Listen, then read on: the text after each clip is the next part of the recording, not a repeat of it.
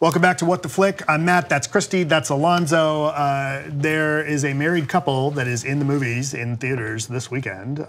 John Krasinski and Emily Blunt, starring in A Quiet Place, which is super, super scary. So tense. The movie is. I don't know about their marriage. Their marriage may be great. They I don't seem know if very that's happy. Scary. But it got us thinking about this would be a good opportunity to talk about some married couples working together in film. And so we all picked a married couple or a couple that eventually got married and movies that they worked on. So Miss Christy, I'll go. Would you like to go first? I could have picked something highbrow, you know, Bogey and McCall. Liz and Dick, that's not very highbrow. But I am gonna go with Brangelina because it's kind of irresistible and it's fascinating to watch the arc of their relationship on screen if you look back at how they met and how they fell in love during Mr. and Mrs. Smith, when Brad was still married to Jennifer Aniston. But the chemistry on screen is crazy and like undeniable, and so of course they fell in love with each other. They played, in this movie, they played married assassins, trying to outsmart each other, trying to kill each other, but still in love with each other. It's very, very complicated, but they're both just gorgeous and smoldering and just had chemistry for days. Doug Liman, yes? Yes. Doug Liman, I mean, knows how to direct an action picture, so it's really, really fun and really, really sexy. And then they were together for a long time, as we know, many kids came along, and then they eventually got married. They said they were only gonna get married maybe eventually if their kids wanted them to, and so they did. And so when Angelina Jolie directed and co-starred in and wrote By the Sea with Brad Pitt, she's credited as Angelina Jolie Pitt at that point. And it was like 10 years after Mr. and Mrs. Smith or so, and it's this like gauzy, self-indulgent, but like beautiful and languid homage to 70s art house cinema. And it's all about the clothes and the sunglasses and people just lounging and being sad. We reviewed it on What the Flick, so go find it. But it was a fascinating kind of window into what we all perceive to be the festering difficulties within the seemingly impenetrable Brangelina romance. And so By the Sea is not a great movie, it's a beautiful movie, but it's also a kind of a guilty voyeuristic pleasure, and then of course now they've divorced. So it's a time capsule. Speaking of Liz and Dick, By the Sea is like their boom. Yeah, like they're ridiculously over art directed, like ham-fistedly poetic, you know. Yeah. Whatever. So movie. go watch them both just to like get the full arc of the Brangelina love affair. Yeah, soup to nuts. So I always remember Mr. and Mrs. Smith, like that doesn't get really interesting until they find out that they're both assassins and they start fighting, and that's when it really ramps up, and then the chemistry rekindles their marriage is crazy. Yeah. But you're right. By the Sea is this. There's moments where they just kind of pick at each other, and you get if there's anything she really captures in that movie, it's that like sniping and kind of comfort level that there's this both affection and contempt from familiarity within a marriage, and it's fascinating. Yeah, and the day in, day out, just like mundane routine of being married to somebody for a long time. Right. So, and I don't know how she gets all her clothes and all her hats in the little trunk in the convertible when they go up the hill to their seaside resort. Anyway, it's great.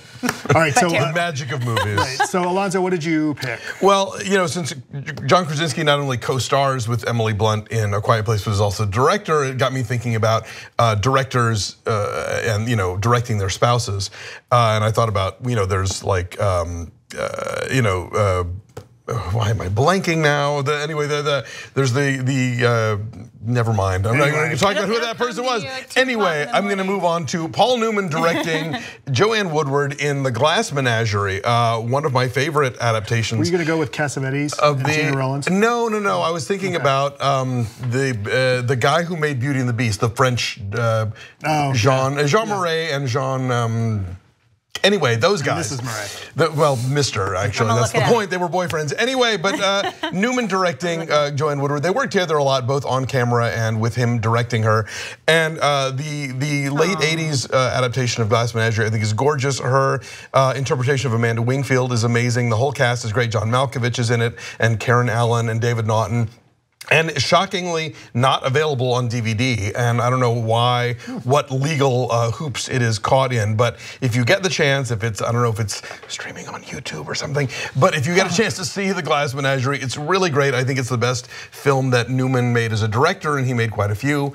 And the two of them, you can just, if you've watched over the years, like starting with like The Long Hot Summer all the way to Mr. and Mrs. Bridge, they really were amazing together as an acting duo, as an acting directing duo as well. And together for many, many, many years, unlike most Hollywood romances. Yes. Unlike Brangelina. Definitely. They had staying power. They were one of the longest running, probably high profile Hollywood marriages in history.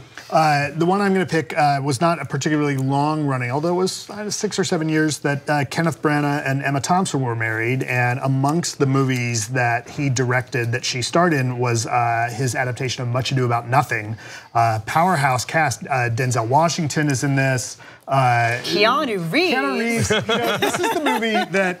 So I'll talk about the chemistry between Branagh and Thompson in a minute, but this is the movie that I always hold up as an example of Keanu Reeves. God love him, he'll try anything and he goes all the way. He's not great in this, but he'll try Shakespeare.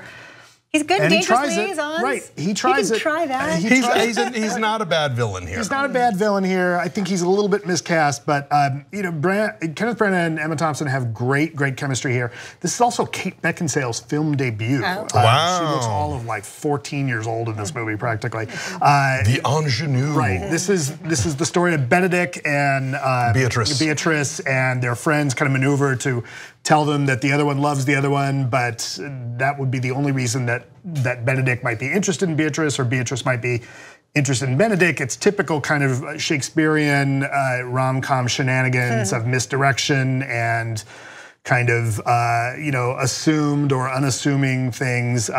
Michael Keaton is in this in a particularly funny role as Dogberry, kind of the incompetent constable.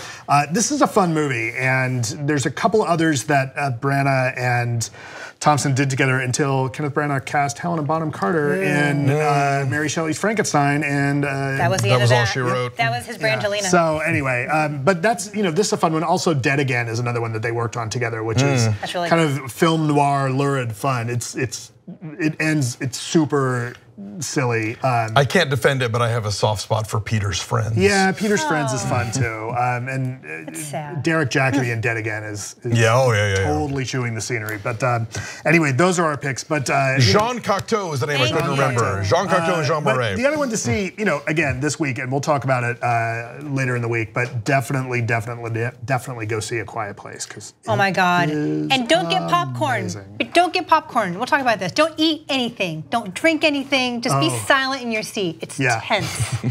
Don't breathe or blink or think. Just turn your phone off. Please, for love of God, yes. We'll have fun with that one later on. Yeah, we have a bunch of movies we're going to get to this this week. A Quiet Place and Blockers, which is supposed to be great. Both of those premiered at South by Southwest and got amazing reviews. And what else? Tyler Perry's Acrimony. We're going to catch up with Acrimony because we are Tyler Perry completists around here. And I am. Alonso and I am. I think we're going to try and get to Chappaquiddick, even though Ben's not in town. We're going to do You Were Never Really Here with Joaquin Phoenix. From Lynn Ramsey. Yes. So it's a busy week. Yes. Busy week. And then in a couple weeks, The Avengers. I'm pretty stoked about that. Oh, The Avengers. Very exciting. They're all here.